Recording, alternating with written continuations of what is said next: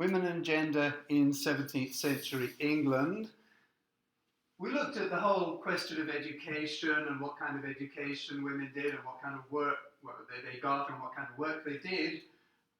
Today I'd like to look at it in a slightly more abstract kind of way in terms of the whole issue of gender, rather than simply what women did, but how women were seen, how they impacted on society, various kinds of issues that are reflected in a lot of it in the literature of the time, and I want to look at some of the literature in particular today, so we'll be moving on to that as well.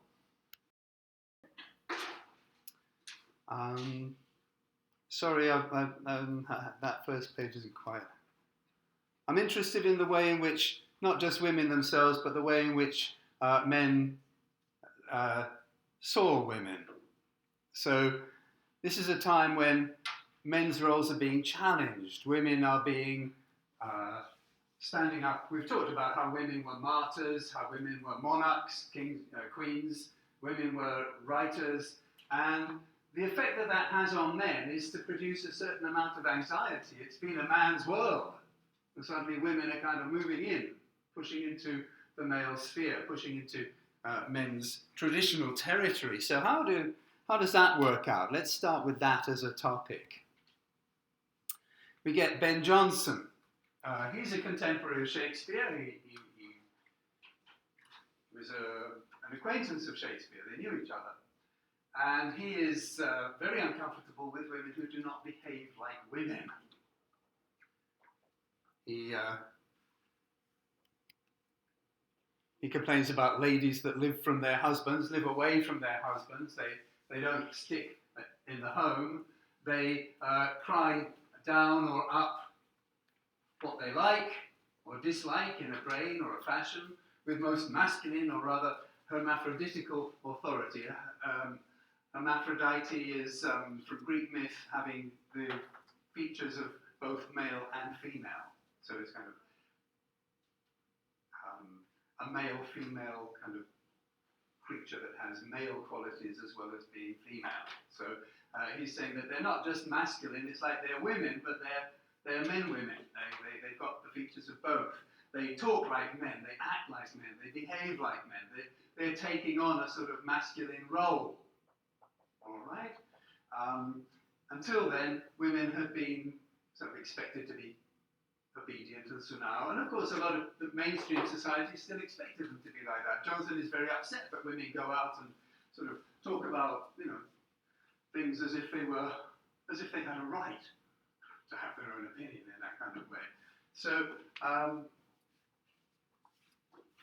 he feels threatened by the hermaphroditical authority of some of the women of his time. I'm not sure if I showed you that picture before. It's actually a Dutch engraving by Michael Moore, and it gives a pretty good idea of the kind of woman that he was upset by. You might notice she's not even worried about showing her breasts. Okay? In the early modern period, it wasn't quite so clear what the limits were for dress. I don't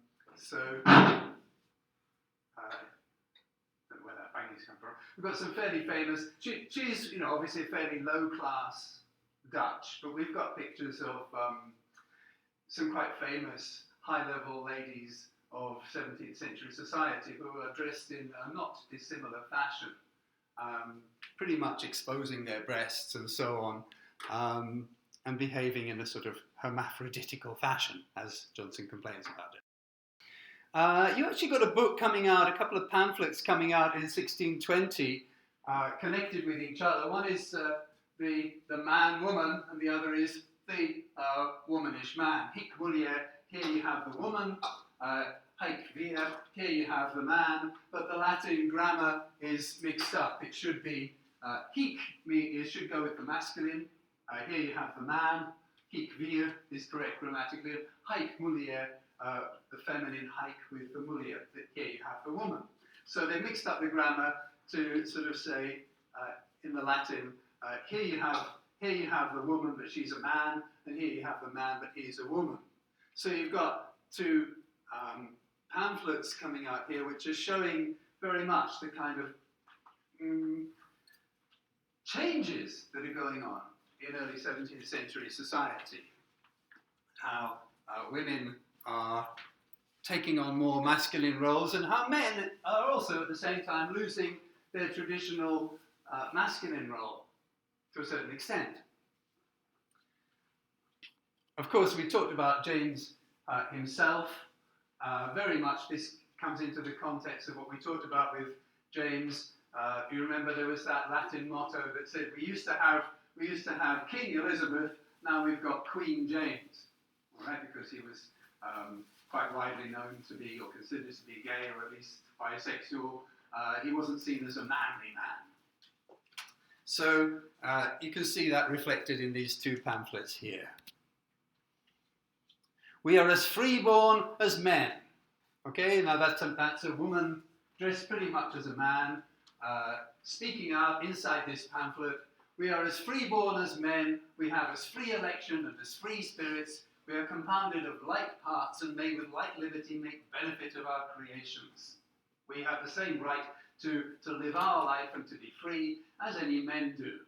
So this is from this pamphlet of 16, sorry, when is the year? I can't read it clearly there. It's 1620, I think. Yeah, 1620.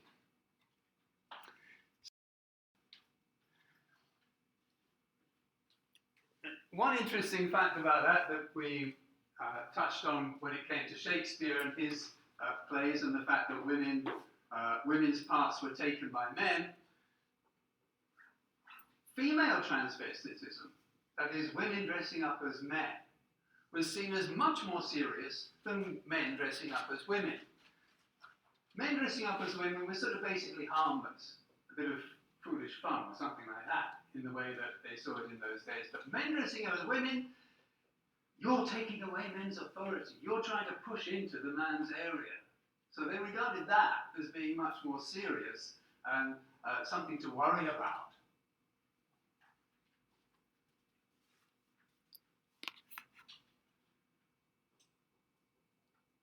So male transvestitism was comparatively minor, but women dressing as men was quite serious and could be punished quite strictly. Unsex me here!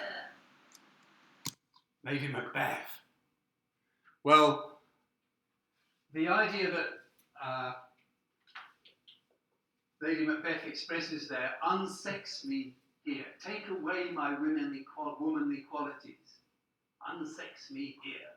Make me able to be like a man. She wants to be cruel like a man. She wants to be violent like a... She wants to kill the king. But she wants her husband to kill the king. So she even says she would have done it herself, or she could have done it herself, she says. So the anxiety that men had about women taking on these more masculine roles and being unsexed, having their womanly nature taken away and replaced by a manly nature, had a more sinister, darker side to it.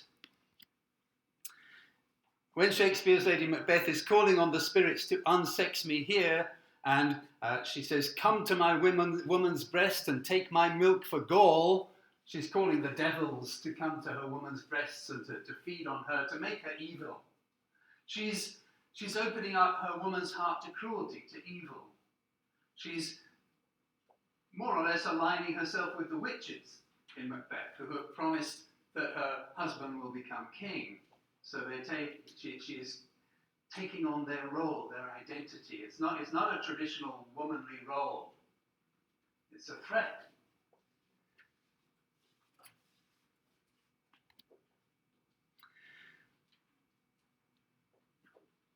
And as we move into the 17th century, even more than the 16th, the 17th century is a time of the persecution of women as witches. Richard Hopkins, the famous witch finder general, as he was called, in the middle of the century, was hanging women in the hundreds. Okay? They were put to death in the belief that they were the agents of the devil. So this was part of the dynamic. Oops, daisy. It was never quite like that, all right? That's not the point. The point is that for the early modern people, they thought it was like that. They imagined it was like that. So in those days, men were men and women were women. But then in the 16th century, you've got the powerful queens, you've got the religious martyrs, and that separates effectively the 17th century from that medieval period. Something has changed in that century, and the way that women are perceived by society, that has changed. And apparently the behaviour of women has apparently changed as well. So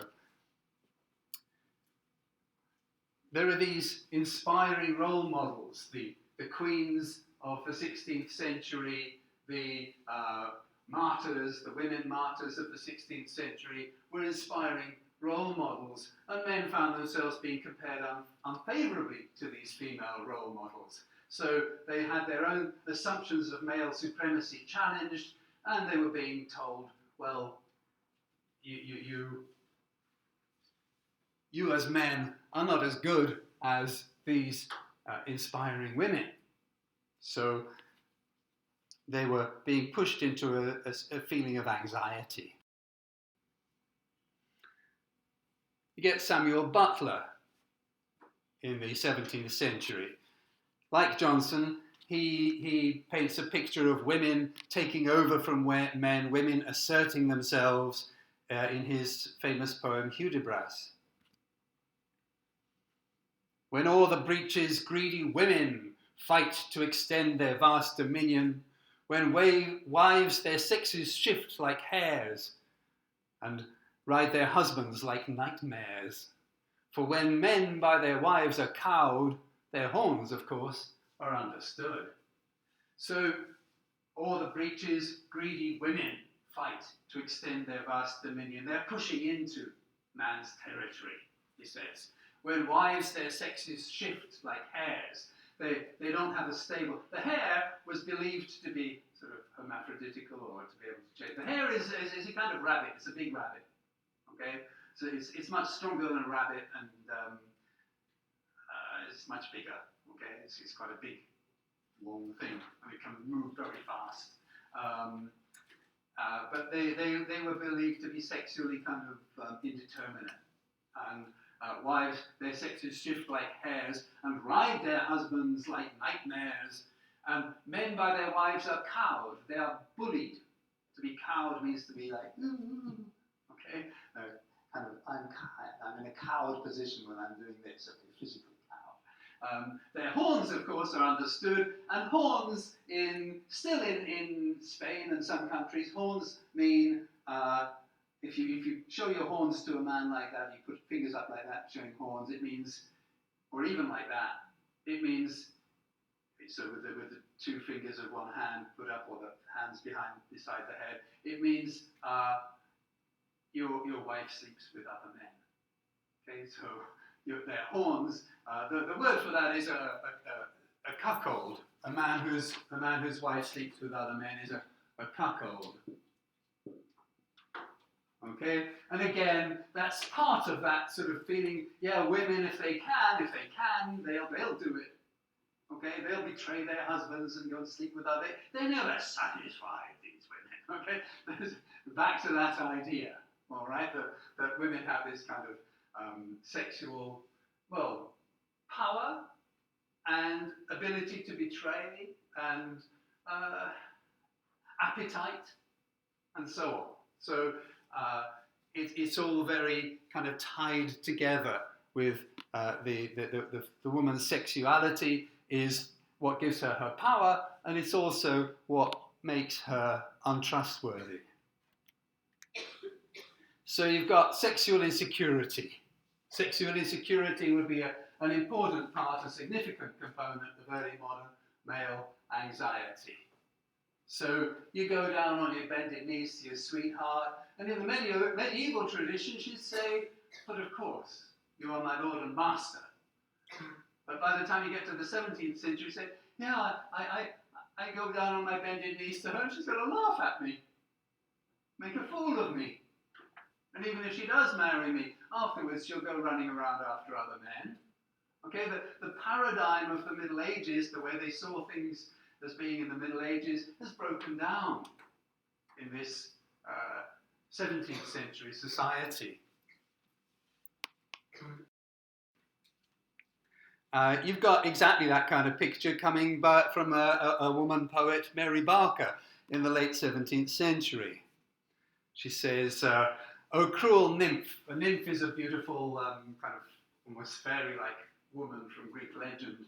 "O cruel nymph, why dost thou thus delight to torture me? Why thus my sufferings slight?" To slight is to not take seriously. You just laugh at my suffering over you. You don't care about it. "My mournful songs neglected are by thee. Thou art regardless of my verse and me." You don't care about my songs to win your heart. You don't care about me at all. "Thou canst behold with an unpitying eye my sorrows, and art pleased to see me die." All right, that's the kind of image of it's a kind of 17th century new woman, or a new paradigm at least of gender that's coming up in this period.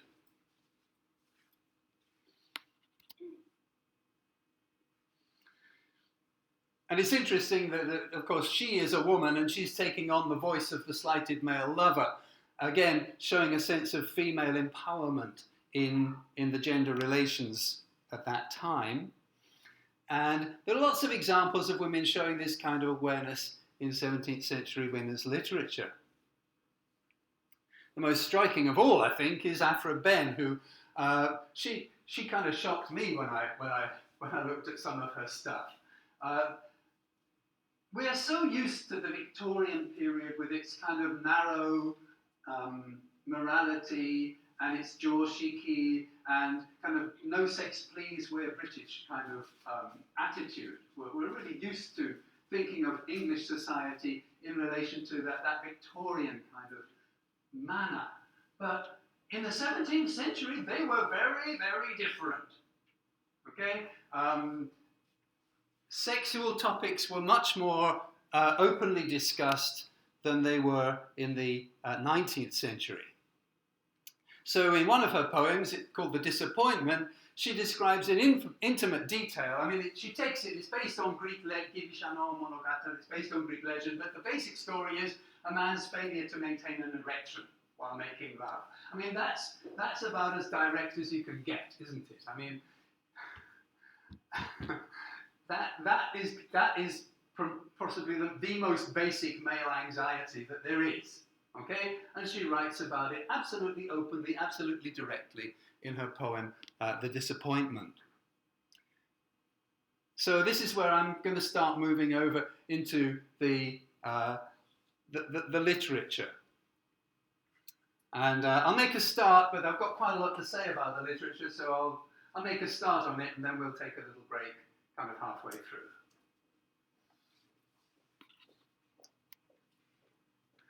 I'm not going to go into all the details of her poem, but the last 4 lines are like this. "He cursed his birth, his fate, his stars, but more the shepherdess's charms, whose soft, bewitching influence had damned him to the hell of impotence." Okay? He's so charmed by her, she's so beautiful, so wonderful, but he can't actually, well, you know what I mean, you know what I'm talking about. He is in the hell of impotence, all right? He can't do the sexual act, and she is disappointed by him. So, very clear sort of the sexuality of male anxiety being underlined here as women start to write these very surprising to me when I first read these things. I thought, this is not at all what I'd expected, okay? Especially if you remember, Hakone Maya, do you remember what we said about women's literature in the 16th century? For the first half of the 16th century, it was all religious. And only 100 years later, they're starting to write like this. Wow. And that is a social revolution of a huge kind, okay?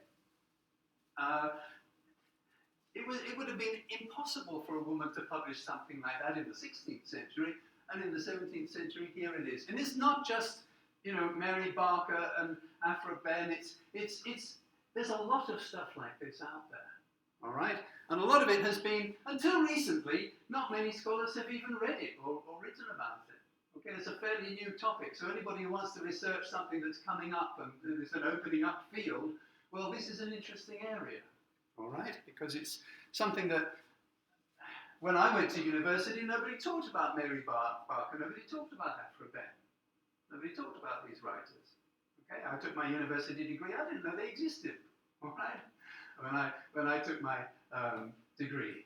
All right, it's only as a postgraduate, it's only later on when I was doing research that I started to realize, oh heck, there are these women writers, and wow, look at what they're saying. Okay, so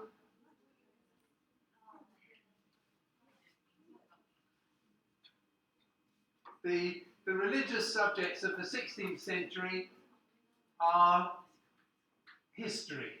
Here we are in the 17th century, and women are writing in a completely different kind of way. Of course, some women were still writing religious material, but we've got this very sexually open writing that is coming from quite a number of women. We're going to look at Mary Roth, her novel, it's a kind of novel, it's a romance. It's called The Countess of Montgomery's Urania. It's a long, very long, there were two volumes actually, one of which was published and withdrawn from publication. The other volume was never published, but it was written in the early part of the 17th century by Mary Roth. She was the niece of Mary Sidney. Now, Mary Sidney was best known for her verse translations of the Psalms, along with her brother Philip. We talked a bit about her in the earlier part of the course. There's a very big difference between the kind of writing that Mary Sidney was doing and the kind of writing that her niece Mary Roth was doing. And with this book, as with others, there doesn't seem to be very much comment. I mean, I would imagine that men would be saying, women used to write about religion, now they're writing about sex. There's very little public reaction that I can find to these surprising poems that women, poems and prose that women are coming out with, that women are suddenly starting to write. I can't find any, or not very much comment about the actual literature. There may be something, but I haven't found it yet. Urania was actually withdrawn from publication, but it wasn't because it was considered immoral or pornographic or erotic. It was because she was accused of satirizing, basically libeling a famous politician and a neighbour, someone she knew personally. He claimed to recognize himself in the book, and he said, "You can't do that. You can't, say those things about me."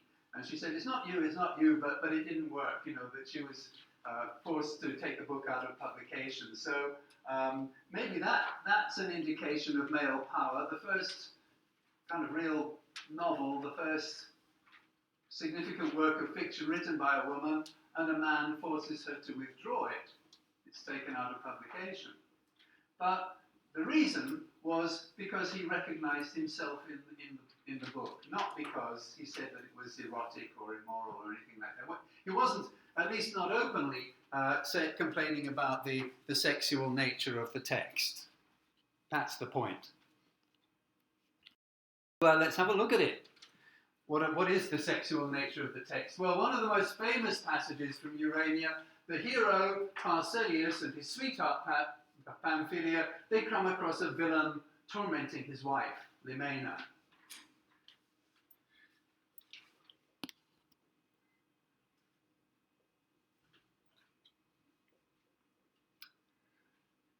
And the description, they see her, they see him, they ride up and they see that he is leading her to a pillar which stood on the sand. He tied her to it by the hair, which was of great length and sunlike brightness. Then pulled he off a mantle which she wore, leaving her from the girdle upwards all naked. Her soft dainty white hands he fastened behind her with a cord about both wrists, in a manner of a cross, as testimony of her cruellest martyrdom.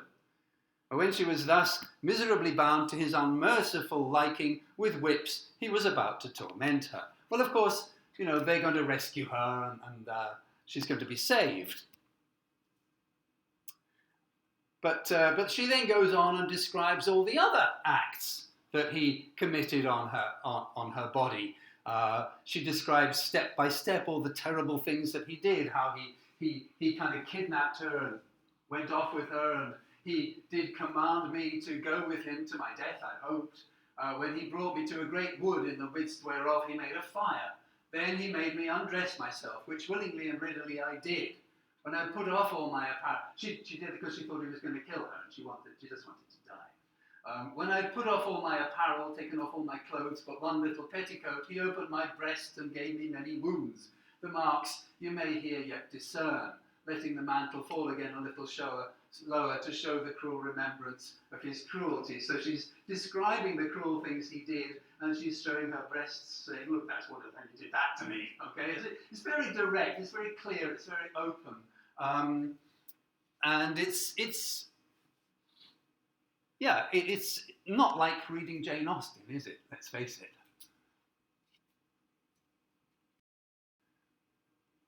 And it has caused a lot of problems for feminists, because you've got the first major work of prose fiction written in English by a woman, and it's filled with scenes of erotic violence by men against women.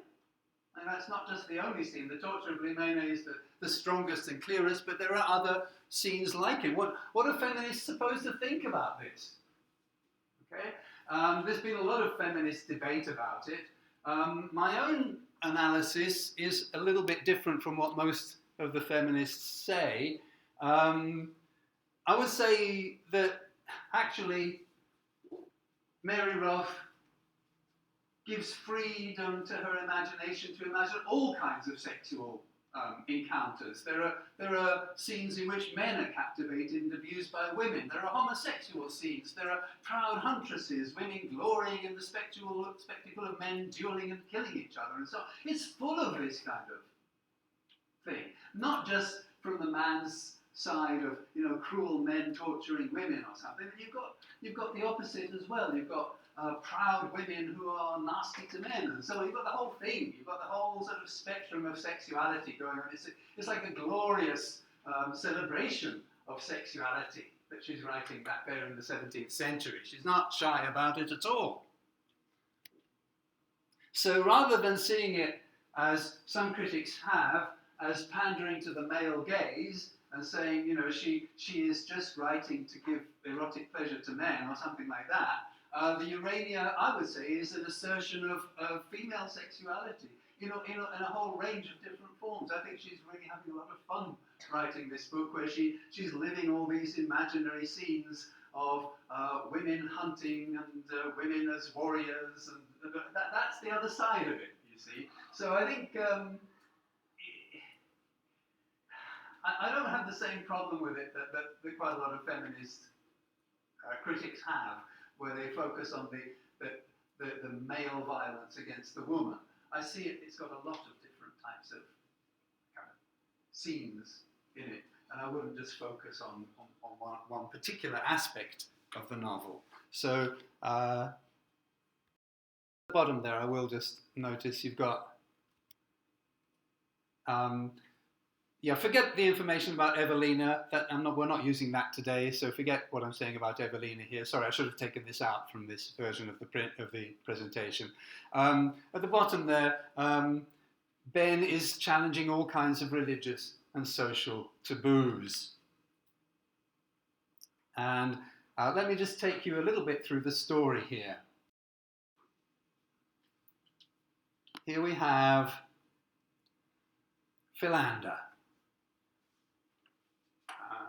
Philander really just means something like lover. Okay, loving man, man who loves, from Greek. Okay, as in philosophy means the love of knowledge. Philo is love in Greek. He's married to a woman that he doesn't love. The woman he actually loves is his wife's sister. And the novel begins with Philander very sad because Sylvia has told him that he's got to keep away from her.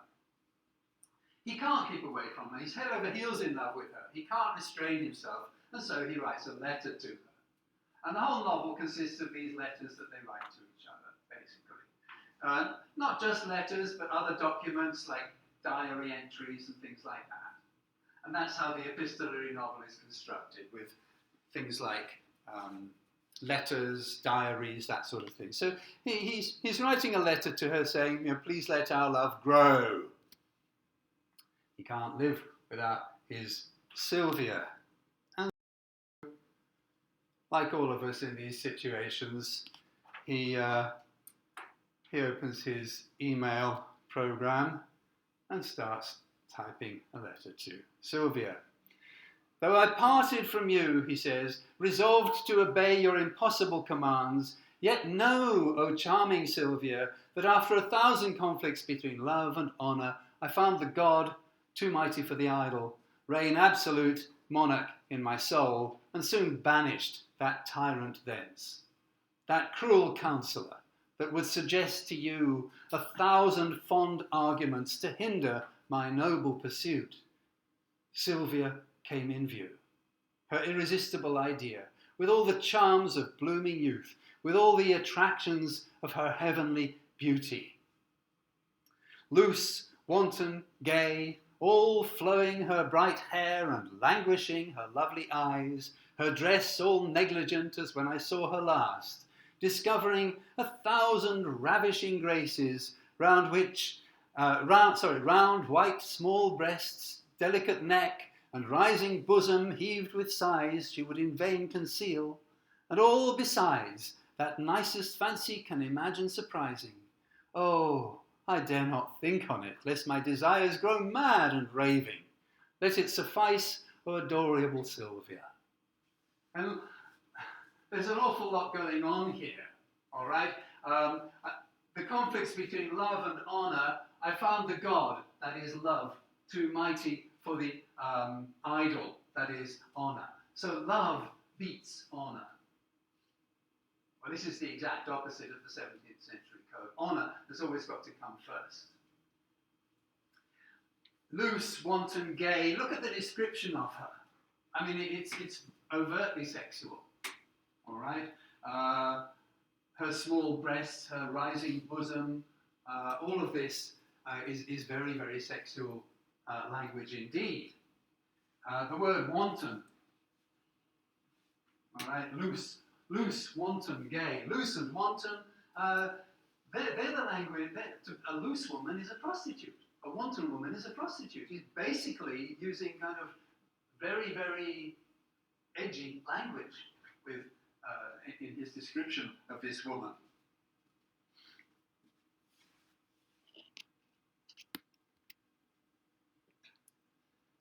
Okay, so I think and know enough to justify that flame in me, which our weak alliance of brother and sister has rendered so criminal. But he that adores Sylvia should do it at an uncommon rate. 'Tis not enough to sacrifice a single heart, to give you a simple passion. Your beauty should, like itself, produce wondrous effects. It should force all obligations, all laws, all ties, even of nature's self. You, my lovely maid, were not born to be obtained by the dull methods of ordinary loving, and 'tis in vain to prescribe me measures, and much more in vain, to urge the nearness of our relation. The nearness of our relation, because he is, in a sense, her brother, because she is his wife's sister. So he's Girino, okay, brother-in-law. What kin, he says, my charming Sylvia, are you to me? No ties of blood forbid my passion, and what's a ceremony imposed on man by custom? What is it to my divine Sylvia that the priest took my hand and gave it to your sister? What alliance can that create? Why should a trick devised by the wary old, only to make provision for posterity, tie me to an eternal slavery? So he's arguing against the laws about marrying your sister. He says, you're not my sister by blood. And what is a ceremony? Come on. It's just some old man took my hand and took your sister's hand and said we're married. Why should we care about that? This is the church. This is the 17th century. Okay? Oh, this is big stuff. Okay? You can't criticize the church. You can't say marriage is nothing. In the 17th century, God, when you have a church ceremony, that is God. He's put these two people together. He can't say, oh, it's just some old man, put my hand into your sister's hand and say we're married. That doesn't matter. You can't. I hardly believe that people were able to publish such a thing even in the 17th century. All right? But there it is. All right? And it's a huge challenge to the church. It's a huge challenge to the morality of the time. Okay. And he goes on. He's got quite a lot to say. Go on. Yes. What have we got here? Come on. No, my charming maid, 'tis nonsense all. Let us, born for mightier joys, scorn the dull, beaten road. But let us love like the first race of men, nearest allied to God. Promiscuously they loved, and possessed father and daughter, brother and sister, met and reaped the joys of love without control, and counted it religious coupling. And 'twas encouraged, too, by heaven itself. Therefore, start not, don't be surprised, too nice and lovely maid, at shadows of things that can but frighten fools. Put me not off with these delays, rather say you but dissembled love, all this while, than now 'tis born to die again with a poor fright of nonsense, a fit of honour, a phantom imaginary, and no more. No, represent me to your soul more favourably. Think you see me languishing at your feet, breathing out my last in sighs and kind reproaches on the pitiless Sylvia. Reflect when I am dead, which will be the more afflicting object, the ghost, as you are pleased to call it, of your murdered honour, or the pale and bleeding one of the lust, Philander. So he now goes back to the Bible. And of course, in the beginning there was Adam and Eve, right? Only two humans. They had children. How did those children make more children? Oh, brother and sister must have slept together. In fact, in the Bible, it's clearly stated that brother and sister sleep together in the beginning of humanity, because there were only Adam and Eve. So to make more children, they slept together. Even fathers and daughters, and all relatives and uncles and everybody, they slept together until there were enough humans, and God said, okay, stop that now. and then Noah came along, and there was the flood, and again, humanity went back to just one small family. And again, God said, okay, everybody sleep with everybody until we've got enough of you.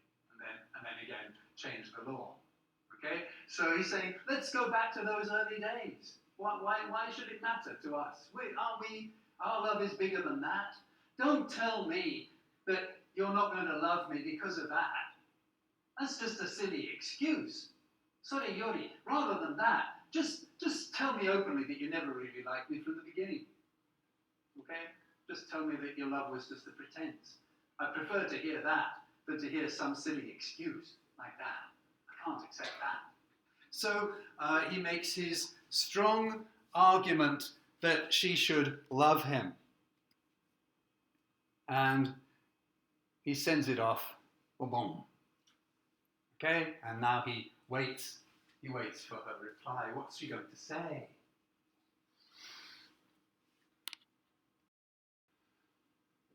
Well, just going back over that then, let's look at the points of interest. We've got 1,000 conflicts between love and honour, and he chooses the god of love rather than the tyrannic idol of honour. And according to the social code of those days, your love should never bring dishonour. Love should be honourable, both to the man and to his lover. So he is breaking the social code of morality. He goes on to describe his lover as loose and wanton.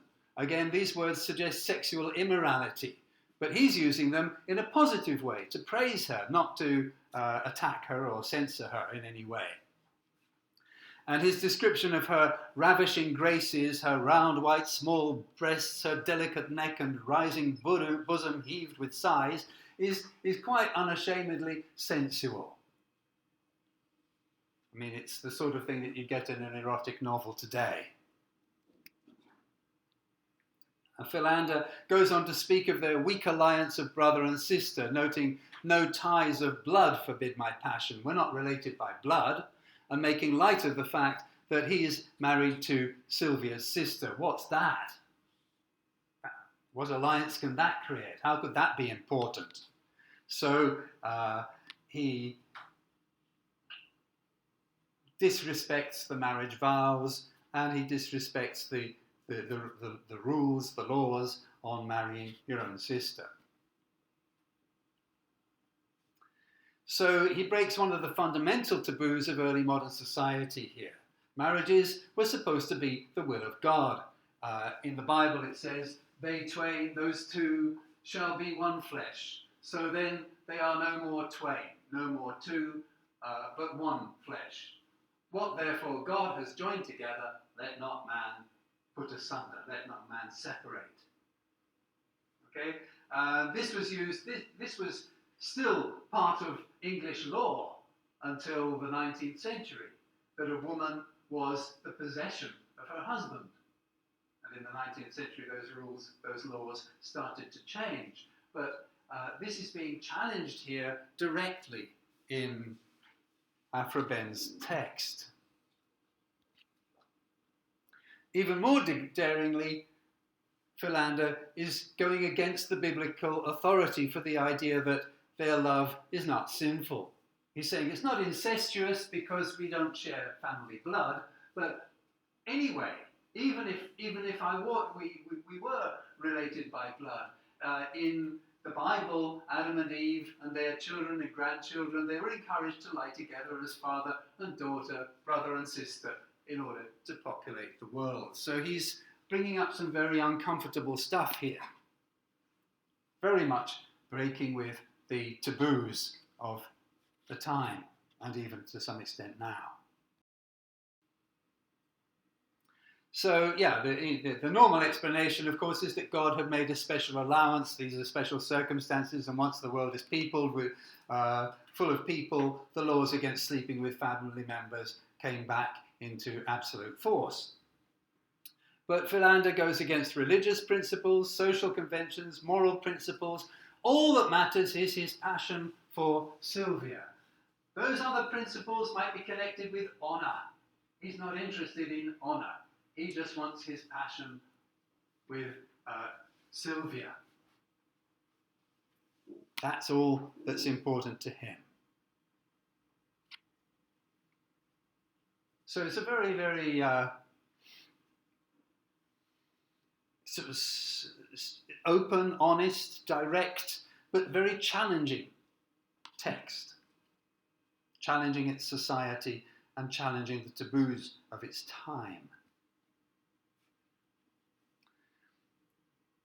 And he says that she should be won by a love so strong it can force all obligations, all laws, all ties, even of nature's self.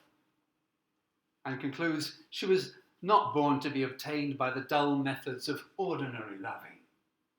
We can break all the rules. We have a love that is so great, so strong that we can break all the rules. Okay?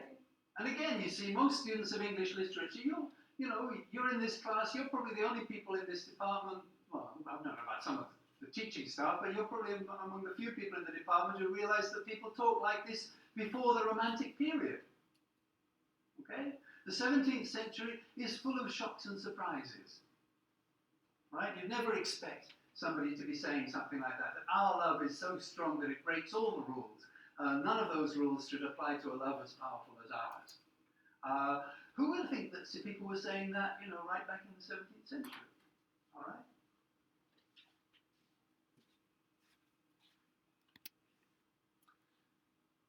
And that is actually the central feature of the novel, that love is an all-consuming passion that overrides all considerations. That's what the novel is about.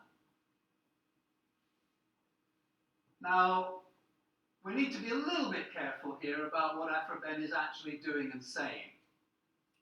Okay? Yes, that's the topic of the novel. She doesn't necessarily agree with all of it, so we'll have to think about that in a little bit more detail as we go on. But that is basically what she's writing about. Okay? Okay.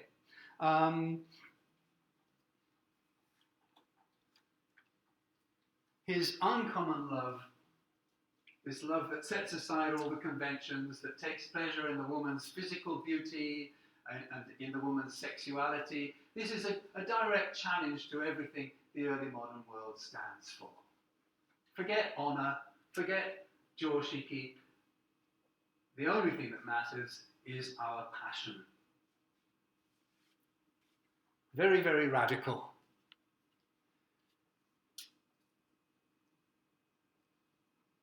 Very, very radical indeed.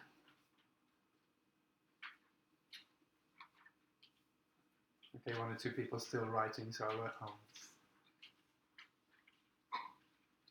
let you finish off what you're writing. And very, very radical and written by a woman. All right? That's the most amazing thing. It's not just that it's a very radical text, but that it's a very radical text that is actually written by a woman. So I think we'd like to look a little bit more closely. I'd like to talk a little bit more about what she's actually doing here. What is she communicating to the readers? Certainly she is breaking a whole load of taboos here, but where exactly does she stand in that? Is she trying to say that that's how a woman wants to be loved? A woman doesn't want to be loved according to laws and rules and regulations and joshiki. A woman wants to be loved with the whole heart and passion of a man. Is that what she's saying? Well, maybe. It could be part of what she wants to say. Let's look at the reply that Sylvia makes. She tells Philander, with what regret I made you promise to prefer my honour before your love. She regrets doing that. She too wants to put love first. She says, I think that was wrong. Okay?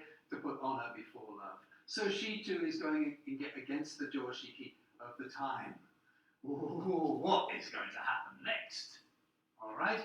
So the woman doesn't just sort of say, no, you horrible man, take your immoral ways and go away. No, she joins together with him and she says, yes, I'm sorry. I should not have made you promise to put honor first. And so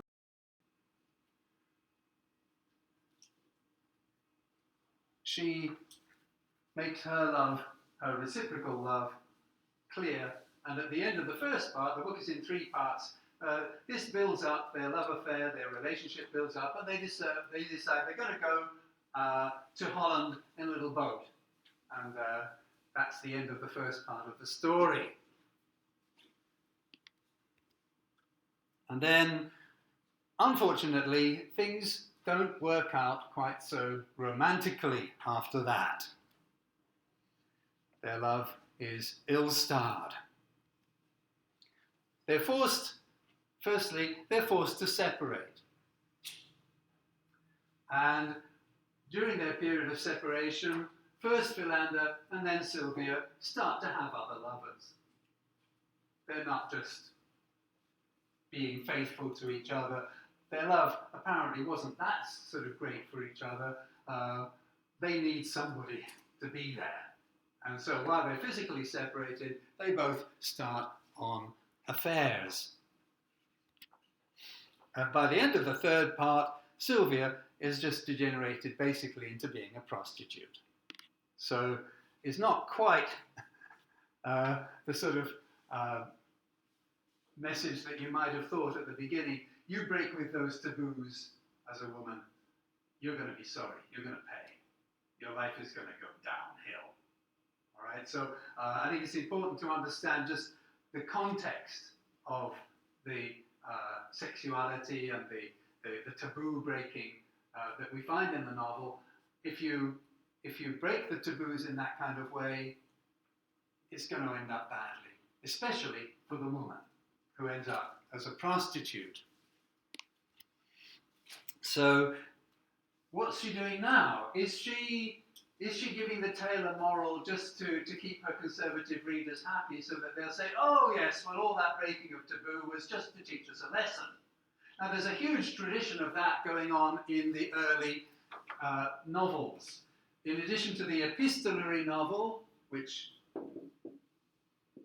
Aphra Behn is writing here, another type of novel which also came from Spain was the picaresque. And the picaresque novel took a character called the picaro. The picaro in Spanish is basically a bad guy. Bad guy. And the whole book just tells all the itazura, all the bad things that this bad guy does, and how he steals, and how he cheats, and how he tricks, and how he lies, and how he hates women. That's very often part of it. The picaresque novel goes on like that right until the very end. And at the very end, guess what happens? He says, and then one day I realized that this was all wrong. And I turned to God and I became a good Christian. So all you readers, don't do what I did. Don't do the bad things that I did. Please remember that God is the most important thing. It's almost like a joke, isn't it? Imagine a novel full of a good man doing good things and being a nice guy. Would that be interesting? Would people want to read it? No. So they write an amusing story about a bad guy doing bad things. That's always much more fun. And then at the end, he says, but I become a good Christian, so don't do what I did. All right? Now, is Aphra Behn doing the same sort of thing in this novel? Is she just a kind of tatemae at the end to sort of say, yeah, well, she ends up badly, so don't do what she did, in order to tell a fun story, an interesting story about breaking taboos and challenging society? Does she put that kind of conventional ending on it to keep you know, the kind of moral people, the religious people, and the kind of, to keep everybody satisfied? Whereas really people are reading it and they're not interested in the conventional ending. They like all the sort of sexy and taboo bits in between. Okay? So what exactly was she trying to do here? Is she just sort of saying, yes, well, you know, it all ends badly, so you kind of conservative, narrow readers, don't worry. It's all just there to show how bad it is. Don't break the taboos, that would be wrong. But it's a kind of tatemae. Is that what she's doing? Well, again, maybe. As I said, Mary Roth's Urania was taken out of publication because she was accused of satirizing real-life individuals in it. And Behn's novel, too, is partly based on a real-life love affair that was a big scandal at the time. Ford Grey, an English politician, ran off with Henrietta Berkeley his wife's sister. And that is exactly the story that we get in Aphra Behn's love letters. So she's basing her story on a real scandal that was in the news at that time. And Henrietta Berkeley was taken to court. She was told, "You have injured your own reputation and prostituted both your body and your honour." And she was kept in prison for 3 days. Not a terribly severe punishment, but she was found guilty and she was punished.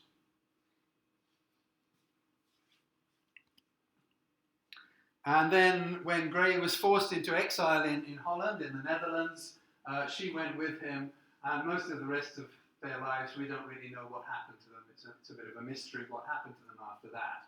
So, that much of the story is very, very close to what happens in Aphra Behn's story, and it's very much based on real life. On the other hand, Gray was also found guilty of conspiring to abduct his lover, of planning to run away with his lover, but no penalty was imposed on him. And the same thing happens again in Aphra Behn's love letters. Philander pays no penalty for his loose behaviour. She ends up a prostitute, but he's okay. Now, also, Gray's political fortunes, he was influential and popular, and then he went down again, and then he recovered somewhat. His political fortunes are also mirrored by Philander's in the novel. So it could be that what she's actually doing is satirically commenting on society's double standards. If a man does these things, he can get away with it. If a woman does these things, she can't. All right, so it could be that that's what she's saying. I rather like to think that that's what she was, that's what the message was. All right, and if that was her message, then it's very advanced and feminist for the 17th century, because that's something that people didn't really start noticing and talking about until much later on. So if Aphra Behn's saying those kinds of things and protesting about the double standard of morality for men and for women back in the 17th century, that's a pretty radical move. Okay? So as I said, I kind of like to think that that's really what she was doing, that she was attacking the double standard that society had.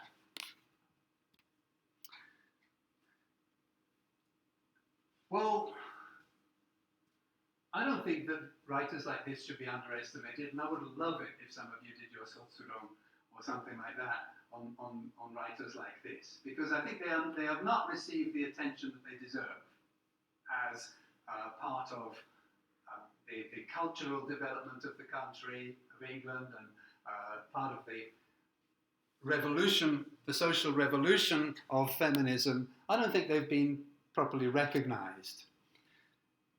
Of course, English society continued at this time to be male-dominated, and it's true that most women were dependent on men, both in terms of the economy. They lost their own property. As soon as they married, they didn't have any individual personal property. It all belonged to their husband. So they were dependent on men economically, mostly, and in the eyes of the law. But as soon as women started taking up the pen, as soon as women started writing, then they showed that the power of the word was not just in the hands of men. So this is the beginning, I think. There's the saying, the pen is mightier than the sword. You can do more with words than you can with weapons. And these words that these early modern women are using, the way that they're expressing themselves, the ideas that they're putting across, are very significant, very radical.